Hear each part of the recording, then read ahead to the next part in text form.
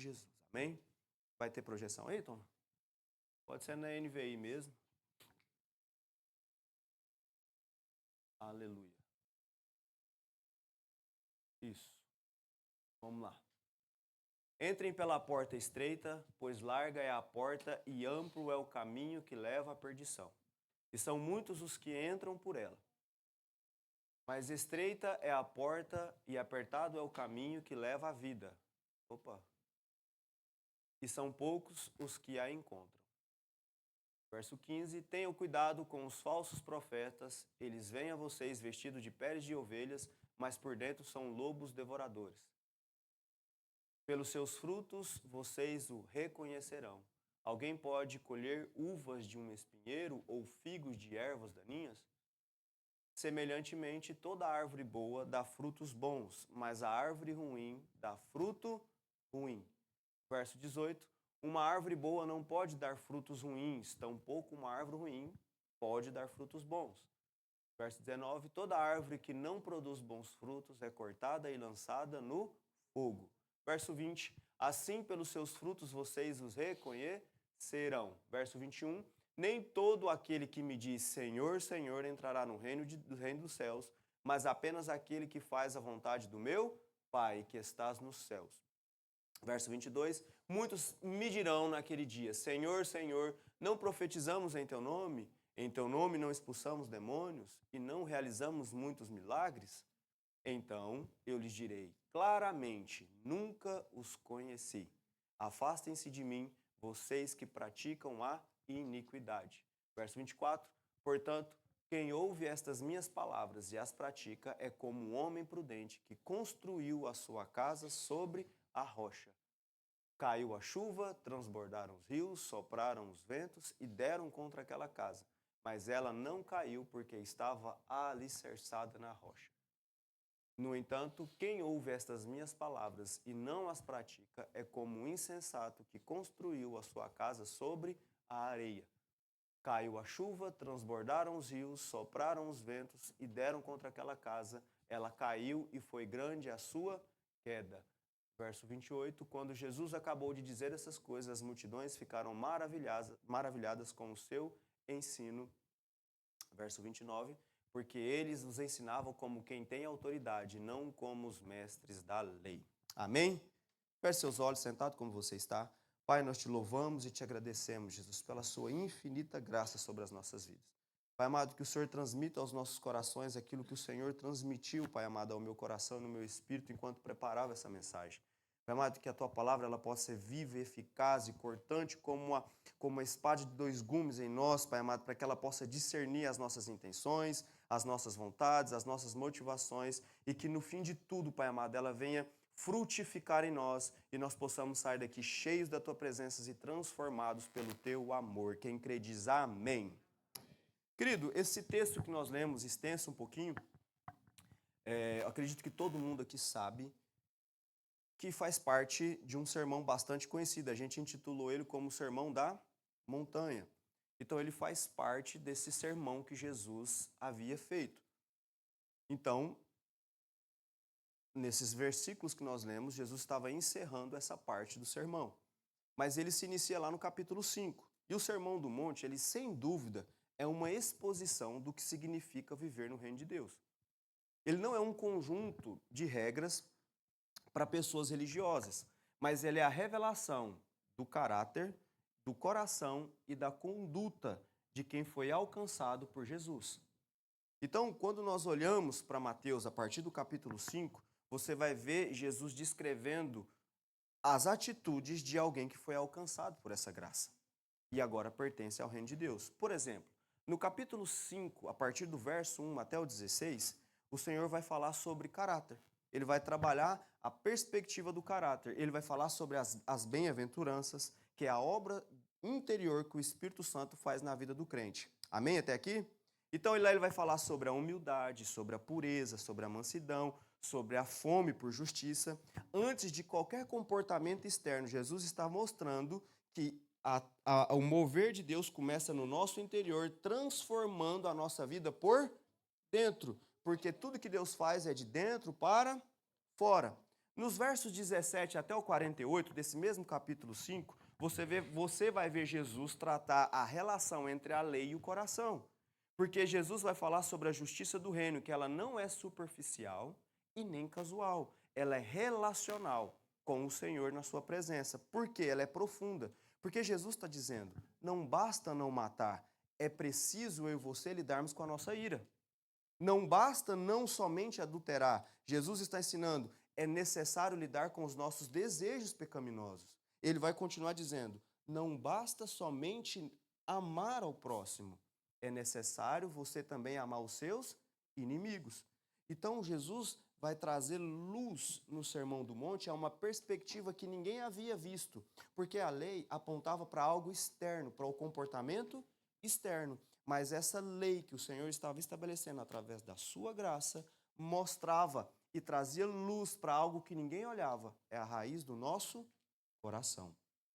Vou tentar falar mais devagar ainda. Em seguida, Cristo trata a nossa vida devocional nos versos 1 a 18 do capítulo 6, onde ele vai falar sobre dar esmola, orar, jejuar e falar que tudo isso não define a nossa espiritualidade, mas é a motivação como nós fazemos que define quem nós somos no Senhor. Depois, no verso 19 até o 34, ele vai falar sobre tesouros, ansiedades, ambição, dependência e o foco no reino. Jesus está realinhando a perspectiva da nossa prioridade nesses versículos. Ele está dizendo que os nossos olhos não têm que ser nas coisas dessa terra, mas alinhando o nosso coração à vontade do Pai, buscando em primeiro lugar o reino de Deus e a sua justiça. Então, no capítulo 7, do verso 1 ao 12 do capítulo 7, ele vai confrontar o coração com discernimento. Eu estou fazendo só um plano de fundo para eu chegar onde eu preciso chegar.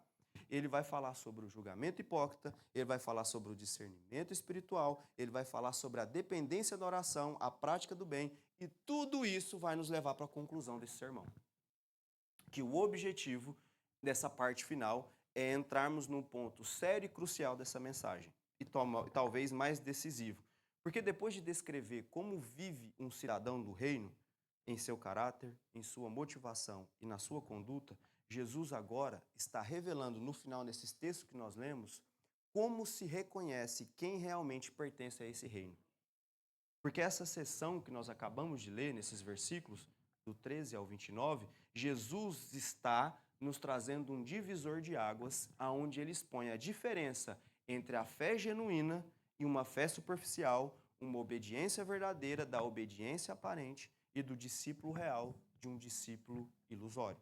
Então, dos versos 13 ao 29, Jesus amarra todo o seu sermão do monte e mostra que o reino produz um tipo de gente rara, distinta e transformada pelo Espírito Santo. E essa transformação ela não é abstrata, ela é uma transformação concreta que traz consigo 3 marcas. Eu quero falar com você hoje sobre 3 marcas na vida de um discípulo. Eu vou falar sobre o que hoje? Então vamos mais forte como um coral. 3 marcas na vida de um discípulo. Quem é discípulo de Jesus aqui? Vamos ver pela palavra se você está qualificado. Amém? Não sou eu que vai falar, é a palavra que fala. Eu vou falar para você, eu acho que eu preciso melhorar demais da conta, quando essa palavra falou comigo. Então, nessa perspectiva dessas 3 marcas, que são visíveis na vida de um discípulo, nós vamos ver, nos primeiros versículos que nós lemos, Jesus fala de uma porta estreita. Essa porta aponta para uma renúncia, a negação do nosso eu. Depois nós lemos na perspectiva dos frutos, que revelam o processo contínuo da transformação na vida do crente. E por último, nós lemos sobre o fundamento de uma casa, que manifesta a obediência perseverante na construção da nossa vida. Então, esses 3 movimentos, essas 3 marcas, estão aparentes na vida de um discípulo de Jesus. Amém? Então, Jesus conclui esse sermão apresentando nesse texto do verso 13 ao 14, quando ele diz: entrai pela porta estreita, porque larga é a porta e espaçoso o caminho que conduz à perdição. E muitos são os que entram por ela, e porque é estreita é a porta e apertado o caminho que leva à vida, é poucos que a encontrem. Então Jesus aqui, ele está apresentando, olha aqui para mim, 2 portas, quantas portas? 2 caminhos, quantos caminhos? E 2 destinos. Jesus está apontando 2 portas, dois caminhos e dois. A porta estreita aqui, como todo mundo aqui eu acho que já sabe, ela representa a entrada do reino de Deus pelo caminho da renúncia total do nosso eu. Então ela vai exigir de mim, de você, um arrependimento genuíno, uma fé viva e uma submissão à vontade de Deus. Tá muito rápido? Se eu trocar aí, tá de boa? Então, o verbo entrar aqui, ele está num imperativo de forma ativa. Jesus está indicando uma decisão urgente e inadiável. Esse entrar pela porta não é um processo, é uma decisão imediata de quem tem acesso ao Senhor. Ele está falando, entrar por essa porta estreita. É uma ação que indica urgência. Depois ele continua dizendo que essa não é uma decisão processual, mas ela é consciente e de uma rendição do nosso coração. A porta larga, por sua vez, ela não requer arrependimento, nem transformação, porque ela é o caminho da autossuficiência espiritual, é uma fé sem cruz, é uma religião sem entrega. Quem está entendendo o que eu estou falando em nome de Jesus? O caminho estreito, por sua vez, ele tem o seu significado no original como um caminho afligido. Ele vem da palavra tilibo, que significa pressionar, afligir. Esse caminho simboliza a vida de um discípulo que é autêntico, porque ele anda na contramão do mundo e da carne, suportando as pressões externas e internas das suas próprias concupiscências pecaminosas, vivendo uma vida de renúncia, aonde essa porta de entrada não é o fim das coisas, mas é o começo de uma vida e uma caminhada com o Senhor. Quem está entendendo em nome de Jesus? Então, quando eu entendo essa verdade, as coisas começam a modificar na perspectiva bíblica e de forma concreta na minha vida. Por quê? Esse assunto de renúncia, ele não é um assunto isolado a esse texto. Você vai ver no discorrer da palavra vários lugares onde o Senhor vai falar sobre renúncia. Por exemplo, em Lucas 13, no verso 24, quando tem a explanação dessa mesma parábola, Jesus usa uma outra expressão, aliás, o escritor usa uma outra expressão, quando ele fala, esforçai-vos por entrar pela porta estreita. Essa palavra aqui, ela tem um sentido de luta, de uma dedicação, ou seja, para entrar nessa porta estreita vai exigir de mim, de você, além do arrependimento, uma intencionalidade. Repita assim comigo. Eu preciso ser intencional na minha vida com Deus. Não dá para eu ser passivo ou ser levado de qualquer maneira. Eu preciso saber e entender o que está acontecendo. O Senhor fala conosco e nos direciona para um lugar. Então, esse lugar vai nos levar a um lugar de intencionalidade. Jesus vai reforçar isso lá em Mateus 16, 24 e 25, quando ele fala, se alguém quer vir após mim, negue-se a si mesmo, toma a sua cruz e siga-me. Esse negar a si mesmo é abrir mão do trono de algo que chama ego da nossa vida. Porque quando você vai seguir alguém, e esse alguém é o seu Senhor, logo as suas vontades não estabelece aonde você vai andar. Você vai andar onde o seu mestre anda. Então, quando eu abro mão de mim mesmo para servir ao Senhor, eu estou destronando o meu eu, entronizando Cristo no centro da minha vida. Quem pode dar um glória a Deus por isso? Nós precisamos entender que a primeira marca na vida de um discípulo é inevitável, vai existir uma renúncia. O apóstolo Paulo dá testemunho vivo dessa renúncia. Filipenses, no capítulo 3, versos 7 e 8, ele usa expressões muito conhecidas, como ele diz, considero tudo como perda, por causa do supremo valor de conhecer a Cristo. Querido, a renúncia ela não é um peso, ela é uma troca gloriosa. A porta estreita ela não é uma punição do Senhor na nossa vida. Na verdade, ela é um acesso a algo maior. É eu e você trocando algo passageiro e terreno por algo poderoso e eterno. Você entende a diferença disso? Quando você começa a compreender que esse caminho de talvez aflição, de renúncia e dificuldade, é trocar algo que aqui vai perecer por algo que nós vamos ter por uma eternidade inteira. Tudo isso aponta para uma verdade. Todo discípulo vai viver uma vida de renúncia. Então a entrada do reino aqui aponta para o novo nascimento. É uma obra do Espírito Santo que inaugura a nova realidade interior, que é a regeneração do homem. Então ninguém entra por essa porta estreita por causa de boa conduta, por causa de moralidade elevada ou por causa de práticas religiosas. essa porta só se abre para um tipo de pessoa. Pergunta para mim, para quem? Para aquelas pessoas que se rendem ao senhorio de Cristo. É para esse tipo de pessoa que essa porta se abre. Porque o evangelho ele não é um convite a uma acomodação espiritual, mas constantemente o Senhor está nos mostrando que é a crucificação do nosso ego e do nosso eu. É uma vida de cruz onde nós estamos parecendo com Cristo a todo dia. Então esse contexto vai nos fazer deixar o nosso eu de lado e nós vamos deixar Cristo ser o dono e o controle de tudo. Então essa porta estreita é estreita porque nela não cabe o orgulho, não cabe a autossuficiência, não cabe a confiança da justiça própria. O reino de Deus não é acessado por rituais, por tradições ou por mérito humano, mas é por conta de uma transformação radical que Jesus faz na minha e na sua vida.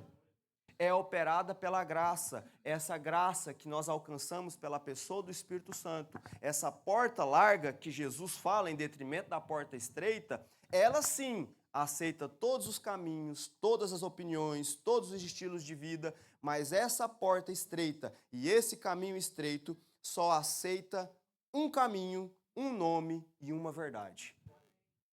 João 14,6.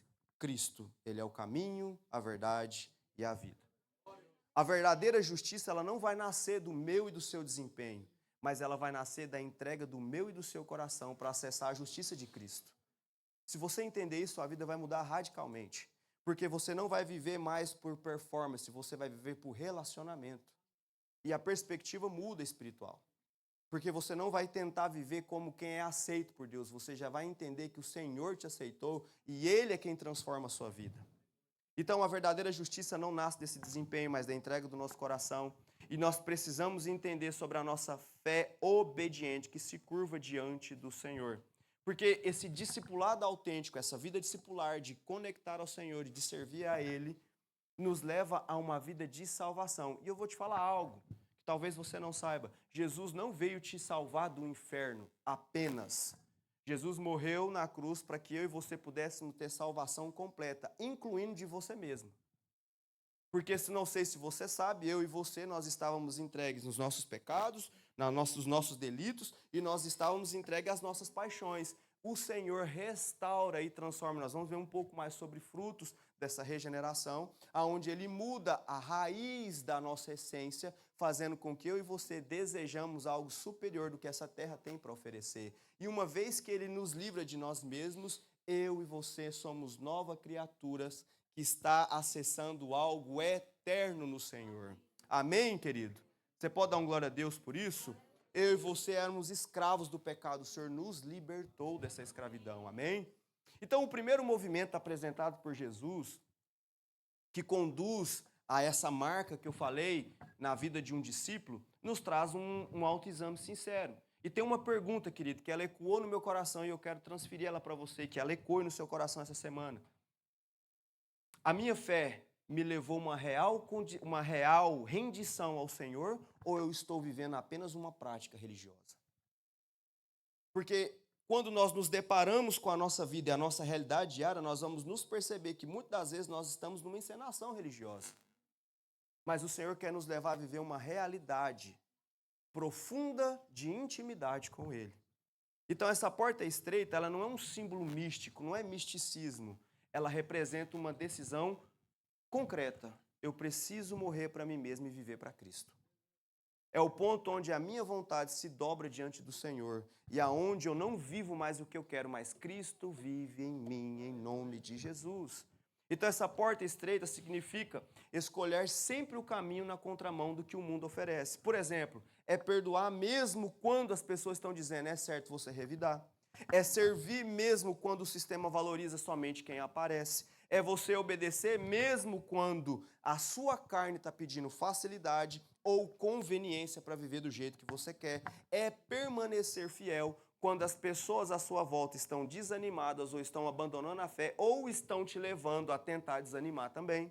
É renunciar aos nossos prazeres que vão competir com os princípios de Cristo na nossa vida e é buscar santidade quando tudo à nossa volta nos incentiva a ser permissivo com o pecado. Então sempre vai haver uma marca na vida de um discípulo, ele renunciando coisas ilícitas e coisas lícitas para que ele possa obter algo maior sobre a vida dele, que é a presença de Deus, que é algo que nós não podemos trocar. Então, essa porta, ela é estreita para dificultar o acesso? Não. Ela não é estreita para dificultar o acesso. Ela é estreita porque só um tipo de pessoa pode passar por ela, quem nasceu de novo.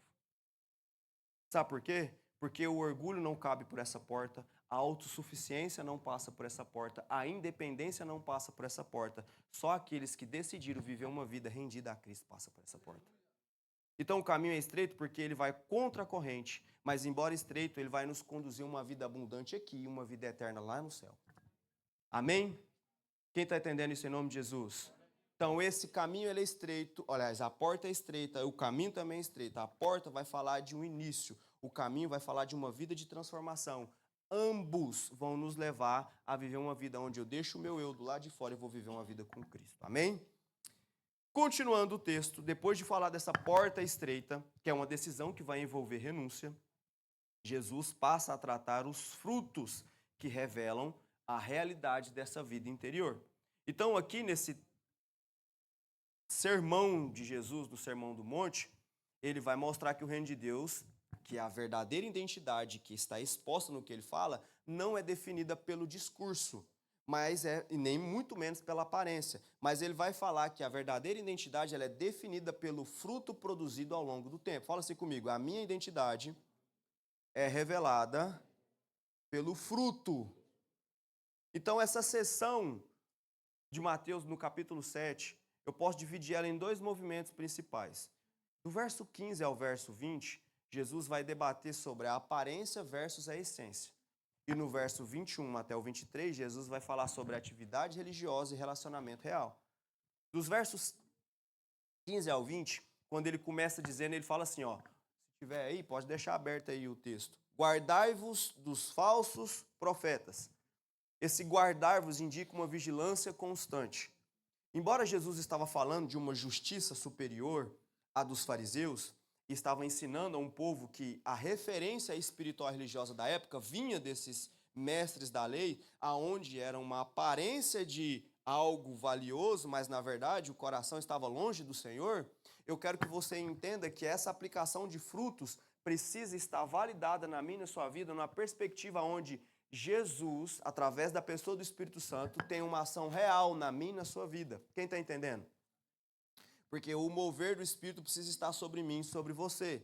Então, qualquer pessoa que apresenta-se como um porta-voz, que aparenta uma porta-voz de Deus, aparenta espiritualidade, tem essência, não tem essência transformada, se encaixa dentro desses falsos profetas aqui que a palavra de Deus está dizendo. Então, o perigo aqui, se você observar o texto, não está na linguagem, porque a linguagem é religiosa, o discurso aparentemente está alinhado, mas a questão está no disfarce. Jesus faz questão de dizer que eles estão vestidos de ovelha, mas por dentro são lobos.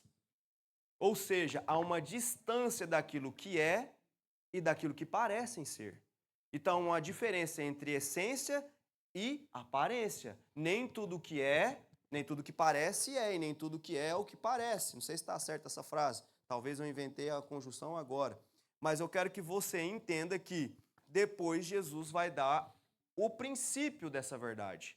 Ele fala, guardai-vos dos falsos profetas, eles vêm vestidos de peles de ovelha, mas são lobos devoradores, mas ele dá um princípio aqui, pelos seus frutos os conhecereis. Pelo fruto a gente sabe quem é discípulo e quem não é discípulo. A palavra fruto aqui indica um resultado visível da natureza interior dentro de mim e de você. Essa palavra conhecereis, o seu significado é discernido, não por uma questão superficial. Você vai saber pelo fruto se é ou se não é. Essa é a indicação bíblica que ele está dando. Então, o ponto de Jesus aqui é, com o tempo, o caráter real vai aparecer. Não importa o que essa pessoa fala, o seu fruto, o seu comportamento vai falar por ela. Então, o fruto é algo que não se improvisa. É aquilo que, inevitavelmente, a árvore vai produzir, independente do que está acontecendo. À medida que ela amadurece, ela vai produzir. Então, a imagem de árvore boa e árvore má reforça isso, porque ele fala: a árvore boa não pode produzir fruto mau e a árvore má não pode produzir fruto bom. Ele está falando de natureza, não de algo isolado. Mais uma vez, nós estamos falando de algo que é sobre a regeneração, nós estamos falando de fruto, de algo interno. Então, não é mudando o comportamento que se muda o fruto, é mudando a raiz e o fruto será outro. A religião vai falar para você se vestir de uma forma, se comportar de uma forma, fazer assim, assim, assim, assim, assado, ter uma aparência. Mas o evangelho te muda de dentro para fora. Não é numa perspectiva onde o seu comportamento é diferente por um comportamento. Não, a sua essência é transformada porque você começa a pensar diferente de como você pensava antes. Isso faz total diferença na nossa vida e na nossa caminhada com o Senhor, porque inevitavelmente o nosso fruto será fruto de justiça. Quem entende isso em nome de Jesus? No verso 19, ele vai introduzir o peso desse juízo. Porque ele vai falar, toda árvore que não dá bom fruto, ela vai ser cortada e lançada no... Repita-se comigo, toda árvore que não dá bom fruto é cortada e lançada no fogo. Presta atenção, a ausência de fruto bom não é um problema de produção, é uma evidência de ausência de vida espiritual. Ele não está falando que a árvore não está produzindo fruto, ela não está produzindo fruto bom. Há uma diferença. Então, quando eu e você entendemos isso daqui, Jesus está repetindo, pelos seus frutos os conhecereis. Então, essa repetição que ele fala, isso sela. O fruto, hoje, para mim e para você, não estou falando de resultado, eu estou falando de fruto que se expressa no caráter. Eu vou falar um pouco mais sobre isso. Porque o fruto para mim e para você hoje é como um critério de discernimento. Mas lá no dia do Senhor será a exposição no juízo. Porque ele vai expor quais são as obras das nossas mãos, quais são os nossos frutos. Quem está entendendo isso? No verso 21 e 23, Jesus aprofunda mais o assunto, mostrando o caso mais chocante de todos, que é o discípulo ilusório. Ele vai dizer, ele não fala de pessoas que negam a fé, mas de gente que o chama de Senhor. Ou seja, pessoas que possuem a confissão correta, a linguagem correta, talvez até intenso nas emoções, mas ele não tem uma obediência real. Ele diz, nem todo que me diz Senhor, Senhor, entrará no reino dos céus, mas aquele que faz a vontade do meu Pai. A diferença é que não está na postura e nem no vocabulário, está na vida prática com o Senhor. Há uma diferença. E o choque aumenta mais ainda no verso 22, quando ele diz assim, muitos me dirão naquele dia, Senhor, Senhor, não profetizamos em teu nome? Em teu nome não expulsamos demônios e não realizamos muitos milagres? Eles apontam para os dons, atividades e experiências espirituais extraordinárias. Só que aos olhos humanos, tudo isso aqui que foi dito é o ápice da espiritualidade na vida do homem. Se alguém que expulsa demônio, ele é considerado como um homem de Deus. Se alguém que profetiza, ele é considerado como um homem de Deus. Se alguém faz essas coisas, ele é considerado como uma pessoa de Deus. Só que o critério de Jesus aqui não é o que as pessoas fazem. O critério que ele faz aqui, que está no verso 23, é: eu conhecia você? Essa é a pergunta que ele faz. Porque ele faz essa pergunta: nunca vos conheci, apartai-vos de mim, vós que praticais a iniquidade. Esse nunca, no original, a palavra é oudipod, que significa em nenhum momento. E conheci, a palavra é egnon, que significa conhecer em termos de aliança, intimidade e vínculo real. Ou seja, é que nunca houve uma comunhão verdadeira, apesar de toda a atividade religiosa que foi vivida. Então, quando Jesus fala, vocês praticam a iniquidade, viviam um padrão de vida independente do Senhor. Então é algo muito sério, irmãos, porque todos nós vamos cair em algum momento na falha de viver uma vida no automático. Porque é muito comum as pessoas, durante a correria, colocar Jesus de um lado e viver a sua vida como se Jesus fosse um amuleto. E quando as coisas dão muito ruim, aí a gente volta o nosso coração para o Senhor. Mas não é assim que é para ser vivida a vida cristã. Jesus, ele é o nosso Senhor e Salvador. Senhor indica que ele tem as direções da nossa vida e não que eu vou lá consultar de vez em quando o que eu devo fazer da minha vida quando é errado.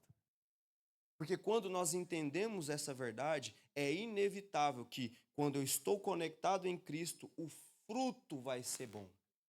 O fruto vai ser real, porque eu estou conectado na videira verdadeira. É isso que fala João 15, a partir do verso 1, 8. O fruto nasce da permanência em Cristo. Jesus declara, eu sou a videira verdadeira. Depois ele fala, permanecer em mim. E depois ele fala, sem mim nada podeis fazer. Aqui nós temos pelo menos 3 verdades fundamentais sobre o fruto. O fruto ele não é produzido por nós mesmos, mas pela união com Cristo. Depois, o fruto, ele não é instantâneo, mas ele surge de uma relação contínua. O texto diz, quem permanecer em Cristo vai ter fruto. Então, qual que é a minha e a sua atitude? É permanecer em Cristo. Essa é a minha e a sua atitude. O fruto glorifica o Pai, porque é a prova de que estamos conectados na videira. Então, qual que é o objetivo do fruto? É para mostrar que eu sou um homem de Deus? Não. O fruto que eu tenho glorifica o nome do Senhor. Porque é o nome do Senhor que está sendo glorificado através da minha ação e através da transformação que há na minha vida. Quem está entendendo em nome de Jesus? Gálatas 5:22 também vai falar um pouco sobre isso, sobre o fruto do Espírito, que é a assinatura do novo nascimento. Paulo vai discorrer sobre o amor, a alegria, paz, paciência, benignidade, bondade, fidelidade, mansidão, domínio próprio. Essas são virtudes que não podem ser produzidas. Elas, na verdade, são características de quem nasceu de novo. Nós precisamos deixá-la se desenvolver em nós. E muito mais outros versículos tem aqui, eu não vou ter tempo de falar sobre isso. Então, a segunda marca de um discípulo nos conduz a uma pergunta que também não pode deixar de ser feita. O que a minha fé está produzindo? Quais são os frutos que estão sendo produzidos através da minha vida? Porque Jesus nos alerta que nós podemos estar cheios de atividade, mas vazio da presença dele. E é possível servir sem permanecer, trabalhar sem comunhão, movimentar-se muito sem frutificar nada. Querido, vai por mim. É possível. Ah, Juliana, não é? É. Tem muita gente que é ativista religiosa. Ele está no meio, mas ele não tem relacionamento com o Senhor. Então, o verdadeiro discípulo ele não é reconhecido pelos dons que ele possui, mas é pelo caráter que ele manifesta. Repete-se comigo. O verdadeiro discípulo, ele não é reconhecido pelo dom que ele possui, mas é pelo caráter que ele manifesta. Sabe por quê? Faz essa pergunta para mim. Por quê? Porque dons impressionam, mas o fruto mostra transformação. Os dons revelam a minha capacidade, mas o fruto revela a minha conexão com o Senhor. O dom vai falar daquilo que eu posso fazer, mas o fruto vai falar aquilo que eu sou. Há uma diferença. E aqui há o ponto crucial. O fruto nunca vai ser resultado de esforço humano, mas vai ser de uma dependência e permanência em Cristo. Então, o fruto sempre vai ser reflexo da minha intimidade com o Senhor. É o que o texto diz. Então, aqui a verdade que você precisamos ouvir é que a qualidade do fruto vai revelar a profundidade do meu relacionamento com Jesus. Então, o Senhor não examina apenas o que eu faço, mas a fonte de onde tudo isso brota. Então, nós precisamos entender que os nossos frutos precisam falar por nós. Precisa haver frutos de justiça, frutos no nosso caráter, frutos no nosso comportamento, na nossa motivação, aonde o Senhor seja o centro das nossas vidas. Quem está entendendo isso em nome de Jesus? E por último, para entrar nessa terceira parte, Jesus está concluindo o Sermão do Monte e ele está amarrando tudo o que ele está dizendo. Depois que ele fala dessa porta estreita, de um lugar de renúncia, como eu falei, depois que ele fala sobre uma vida de frutos, que é uma evidência de uma vida transformada, ele se volta agora para o fundamento da vida do discípulo, que é a obediência prática à sua palavra. O que está em jogo aqui é muito mais do que apenas como alguém entra ou como é reconhecido, mas é como a pessoa permanece quando ela é provada. Porque se você olhar no versículo 24, ele começa com todo aquele pois. Esse pois conecta diretamente com tudo que ele estava dizendo antes, sim ou não? Quando você vai falar pois, no sentido como ele está falando aqui, ele está dizendo, bom, tudo que eu estava falando, pois agora ele vai continuar um assunto para fechar essas palavras. Diante de tudo que vocês ouviram, a questão agora é o que vocês vão fazer isso. Então Jesus descreve o primeiro grupo, ele fala, lá no verso 24, portanto, quem ouve estas minhas palavras e as pratica é como um homem o quê? É um homem o quê, irmãos? Que construiu a sua casa sobre... Então, qual que é a questão aqui? Quando ele fala que o verdade, ele dá dois elementos inseparáveis: ouvir e praticar. Fala assim comigo: ouvir e praticar. Não dá para separar um ou outro na vida de um discípulo. Quem ouve e não pratica é a mesma coisa de não ter ouvido. Porque o verdadeiro discípulo ele não é apenas um ouvinte atento, mas é aquele que transforma o ensino em obediência concreta. E aí, quando eu entendo isso, esse homem prudente é aquele que enxerga além do momento do que está vivendo, porque a tempestade vai chegar. Então, a imagem da casa fala da nossa própria vida, da nossa caminhada da fé, porque todo mundo aqui, sem exceção, está construindo alguma coisa. Nós estamos construindo alguma coisa. A diferença aqui não está em construir ou não, mas está em sobre o que ou como eu estou construindo. Essa é a diferença. Todos estão construindo. Então a rocha aqui é a base sólida e inabalável. Biblicamente, essa rocha aponta para quem? Para Cristo e também para a sua palavra. São os dois terrenos que nós devemos estabelecer a nossa vida. Consequentemente, ele está falando, quem ouve a minha palavra e pratica, constrói a sua casa sobre a rocha. Então o que nós estamos entendendo aqui, que não é uma questão de qualquer espiritualidade, nem somente de uma crença, mas é de uma vida estabelecida no lugar certo. O cerne da nossa existência vai depender de onde nós edificamos a nossa vida. Quem pode dar um amém? Em nome de Jesus aí. O verso 25 descreve a prova inevitável. Olha o que ele fala: caiu a chuva, transbordaram os rios, sopraram os ventos, que deram com ímpeto contra aquela casa. E ela não caiu porque estava o quê? Alicerçada. Estava alicerçada aonde? Na rocha. Quem que é a rocha? Jesus não trabalha com a hipótese de uma vida que não vai ter tempestade. Muito pelo contrário, ele assume que em algum momento ela vai chegar. Que é o que nós chamamos de dia mau.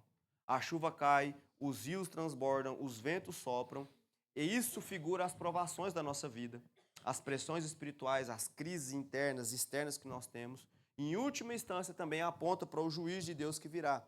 Mas a casa, ela permanece não é porque ela é perfeita, mas porque ela está fundamentada na rocha.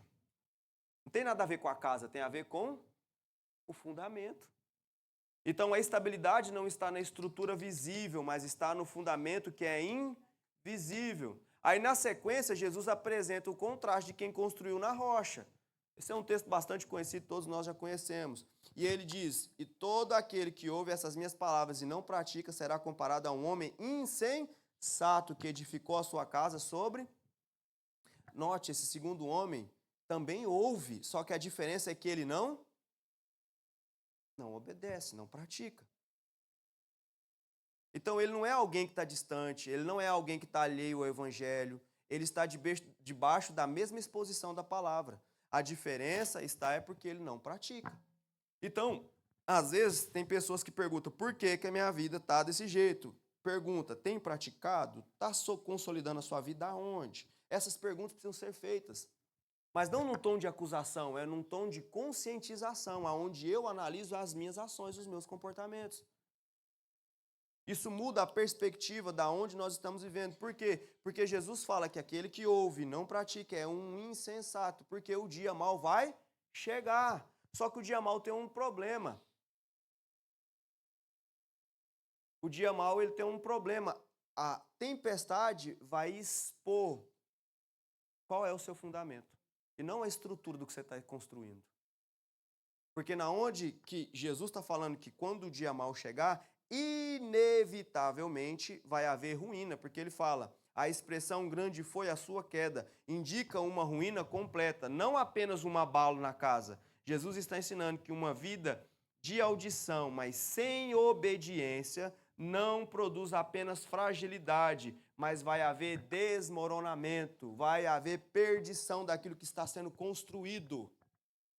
E aí eu te pergunto, vale a pena trocar uma vida concreta em Jesus por um castelo de areia? Por mais bonito que seja, não vale a pena. Porque o dia mau chega.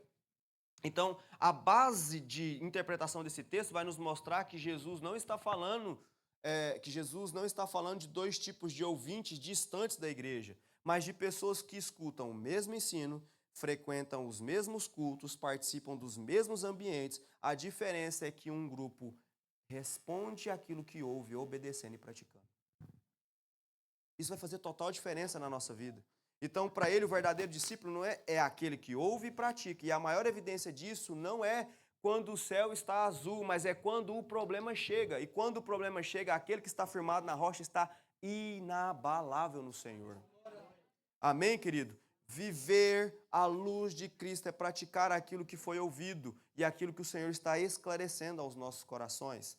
Você vai ver isso na palavra em todo o contexto. Você vai ver isso em Tiago 1, 22, 25. Quando ele... Abre, por favor, em Tiago 1, 22, 25. O que ele fala? É um texto bastante conhecido também, vale a pena a gente ler. Tiago 1, 22, 25. Se alguém for bom de Bíblia e abrir, pode ler também. A palavra do Senhor diz assim: sejam praticantes da... não apenas ouvintes, enganando a vocês. Olha o que ele fala, continua. Aquele que ouve a palavra, mas não põe em prática, é semelhante a um homem que se vê no espelho, mas depois de olhar para si mesmo, sai e esquece da sua... Faz sentido isso?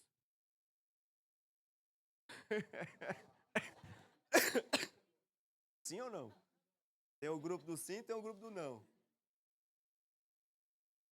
A Lara tá certa e o Daniel tá certo. Faz sentido pelo contexto da palavra, mas não faz o menor sentido alguém que viu no espelho esquecer. Como é que eu sou? Eu esqueci como é que eu sou. Eu tenho que voltar ali no espelho de novo. Ele está falando que algo essencial, algo que não dá para se esquecer, se perde o valor. Porque quem que cessa da sua aparência? Ele continua no verso 25. Contudo, o homem que observa atentamente a perfeita lei da liberdade e perseverança na prática dessa lei, não se esquecendo do que ouviu, mas praticando, será bem-aventurado naquilo que fizer. Você quer ser bem-aventurado em tudo que você faz? Pratica a palavra de Deus. Não seja ouvinte. Chega na sua casa, o que foi pregado hoje? O que esse irmão lá falou? Aquele irmão mitidinho lá. Vamos pegar o que ele falou? Vamos ver na palavra o que está escrito lá, se realmente isso é uma marca na vida de um discípulo. O que tinha na vida de Paulo? Tinha isso? Tinha na vida de Pedro? Tinha na vida de Moisés? Tinha na vida de Abraão? Tinha na vida de Jesus? Porque nós precisamos ter isso evidenciado na nossa vida. Porque nós não podemos viver no campo da instabilidade, da fragilidade, da queda. Nós precisamos estar estabelecidos na força do Senhor, querido. Amém? Lucas capítulo 6, 46, 49, Jesus faz uma expressão muito interessante. Ele fala: por que me chamais Senhor, Senhor, e não faz o que eu mando? Mas se você me chama de Senhor e eu te mando fazer uma coisa, por que você não faz? Em outras palavras. Esse dia eu estava trabalhando e eu falei pro Lucas assim: Lucas, você vai fazer assim, assim, assim e assado, você vai pegar o negócio. Ok, Lucas? Aham. Ele fez tudo o contrário do que eu falei para ele. E eu perguntei se ele tinha entendido, eu perguntei se ele não sei o quê, ele falou: aham, tudo que você pensar, ele fez o contrário. Eu fiz hoje com a Luísa, eu falei: Luísa, vai lá, você vai pegar tal coisa, vou fazer assim, assim, assim. Ok, Luísa? Aham. Quando eu voltei, nada do que tinha... Falei: o que adianta eu falar então? Não escutou, mas não... Opa, essa é boa. Você escutou, mas não ouviu. Uma expressão do meu pai, ele falava isso. Lembrei dele agora. O discípulo prudente é aquele que cava fundo para edificar a sua vida no Senhor. Então nós precisamos entender que o Senhor, ele não é só um salvador, um bombeiro que vem apagar o fogo da circunstância da nossa vida. Ele é o dono da nossa vida, querido. Amém? Então nós precisamos entender essa verdade. Então esse terceiro ciclo do sermão nos conduz a uma pergunta inevitável. É a terceira pergunta que eu quero que você guarde no seu coração. Sobre o que ou sobre quem eu estou edificando a minha vida? Porque todos nós estamos construindo alguma coisa, querido. Alguns aqui estão construindo sobre o campo das emoções. As emoções mudam. Alguns estão construindo sobre tradições. Tradição se desgasta, ela se perde. Alguns estão construindo a sua vida sobre a perspectiva de aparência. A aparência não resiste ao tempo. Alguns estão construindo a sua vida sobre algo novo, novidade. Deixa eu te falar, tudo que é novo um dia fica...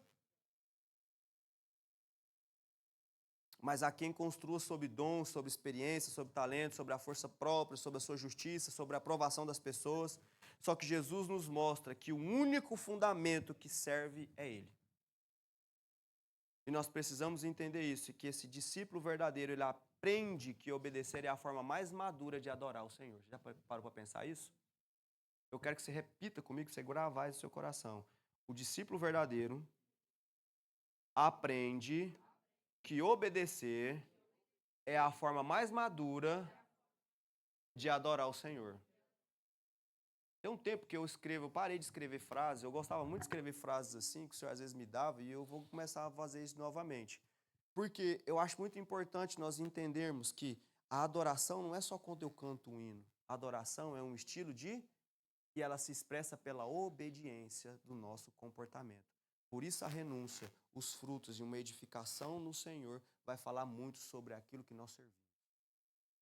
Nós precisamos entender que a tempestade vai chegar e ela vai revelar onde nós estamos firmados. Amém, querido? É uma mensagem ruim de falar, a tempestade vai chegar. Que isso, irmão? Está repreendido. Infelizmente chega. Pergunta para todos os irmãos que estão aqui, que têm experiência no Senhor, uma vida no Senhor, vão te falar. Ixi, tem um que estava indo para o Brasil, bateu o carro, estava com a perna tudo mancueba, estava tudo dando errado na vida dele. Ah, o outro não sei o quê, aí perdeu o carro, o outro não sei o quê, recebeu carta de importação. Tudo uma semana só, vai acontecendo assim. O outro ficou doente, a filha está com dente, não sei das coisas, um monte de problema. Mas se eu não estiver firmado no Senhor, a minha vida se desmorona. Quem está entendendo em nome de Jesus? Aleluia. Nós precisamos voltar a uma obediência, refazer o alicerce. E nós precisamos ficar firmados nessa rocha. Amém, querido? Por isso a conclusão desse sermão é um chamado do Rei Jesus para mim e para a sua vida. Porque no final desse sermão, Jesus faz essa aplicação aonde nós devemos aplicar as nossas decisões de uma obediência ao comportamento. Então nós temos um chamado decisivo do Senhor para as nossas vidas. E Ele coloca dentro de nós, diante de nós, 3 imagens, como eu falei antes, que definem a nossa espiritualidade cristã.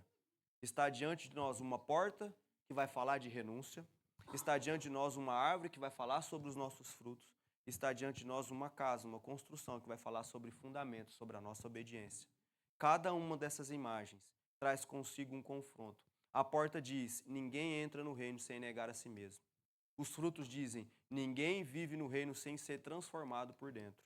E o fundamento diz: ninguém permanece no reino sem obedecer à palavra de Deus. Jesus está nos mostrando que a verdadeira fé não é um momento, não é um movimento atual, mas é uma jornada, não é emoção, é transformação. Não é aparência, é essência. Não é o que dizemos, é o que nós somos. E não é o que eu sinto, é o que eu pratico. E não é começar bem, é terminar firmado no Senhor. Então a grande verdade é: o cristão verdadeiro entra pela porta estreita, caminha produzindo fruto e permanece firme na rocha. Fala assim comigo: um cristão verdadeiro, ele entra pela porta estreita, ele caminha produzindo fruto e ele permanece firme na rocha. E essas imagens aqui, Jesus não está falando de pessoas fora da igreja, são de pessoas que ouvem a sua palavra. E nós precisamos entender no nome de Jesus que há diante de nós 2 conclusões possíveis: ou a vida ou a perdição, ou a reconhecimento ou a rejeição, ou a permanência ou a queda. E o que vai definir o que vai acontecer nas nossas vidas daqui até a eternidade são as nossas decisões diárias no Senhor. Essas decisões diárias nos fazem ter uma vida extraordinária no Senhor. Quem está entendendo em nome de Jesus? Não há meio termo, querido. Nós precisamos entender que a nossa vida no Senhor precisa estar sendo cada vez mais guardada nele, em nome de Jesus. Então eu quero que você, em nome de Jesus, fique de pé.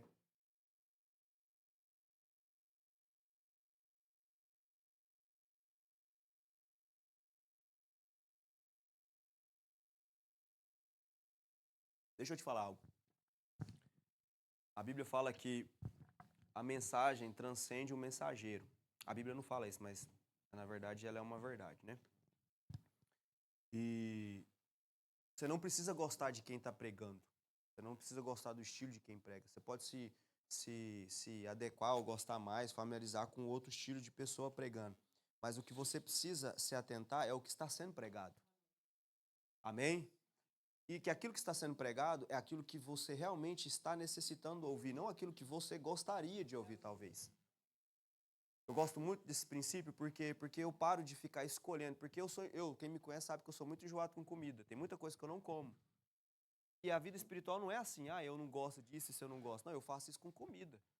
Mas com a vida espiritual eu não decido o que eu quero, o que eu não quero, eu como aquilo que o Senhor me serve. Por que eu estou te falando isso? Porque vai chegar um dia que o Senhor, nós vamos encontrar com o Senhor.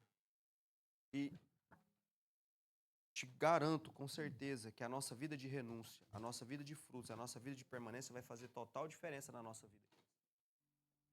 E a coisa que eu acho que ninguém quer ouvir é quando o Senhor falar alguma coisa para mim ou para você: afastai-vos de mim que eu não te conheço. Todo mundo quer ouvir do Senhor: servo bom e fiel, entra no gozo do seu Senhor. Então eu quero te convidar, você, fechar os seus olhos agora. Eu fiz isso, vou fazer de novo essa semana, porque eu reconheci um monte de coisa, um monte de pontos que o Senhor esclareceu em mim, que precisava ser mudado. E não sou eu que vou falar para você o que você precisa ser mudado na sua vida. O Espírito Santo está aí para fazer isso, para te convencer do pecado, da justiça e do juízo. E eu quero que você, no seu íntimo, na sua simplicidade, da sua forma, fale com o Senhor: Senhor, está faltando essa marca aqui em mim. Senhor, os meus frutos não condizem com aquilo que deveriam ser. Senhor, eu não tenho renunciado, talvez eu tenha deixado as distrações dominar as minhas decisões. Senhor, eu não tenho construído no lugar correto a minha vida. Gente, se eu não quiser orar, a vida é sua, fique em paz, você está no tempo da graça, mas o juízo um dia vai chegar. Eu só quero que você seja livre para fazer as suas escolhas, ninguém vai te impor a nada aqui hoje. Mas eu quero, no nome de Jesus, que essas marcas sejam evidentes na nossa vida enquanto igreja. E que nós possamos carregar essa presença do Senhor. Pai, nós colocamos diante do Senhor a nossa vida. Nós colocamos diante o nosso coração.